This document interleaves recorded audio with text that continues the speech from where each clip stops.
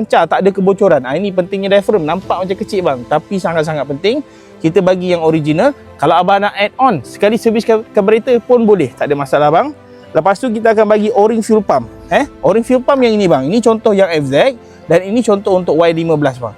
Okey, untuk LCVX ada macam ni juga bang iaitu untuk menyelesaikan masalah minyak petrol leaking bang dekat tank tu kan. Waktu dekat fuel pump tu masuk ada leaking kat situ sebab ni bang, O-ring bang. O-ring ni getah bang. Kalau abang pakai lama-lama, kebiasaannya mileage dah tinggi, memang dia akan merekah. Abang tak perasan, tapi bau je petrol tu. Okey, yang seterusnya kita akan bagi servis throttle body. Yang ini di mana throttle body tu kita akan cuci luar dan juga dalam. Dekat butterfly dia kita cuci. Kat dalam tu banyak kekotoran sebenarnya. Yang itu buat pengudaraan tu tak cantik. Jadi kita bersihkan dan kita akan cuci airbox yang ini. Airbox ni dia akan penuh dengan takungan minyak.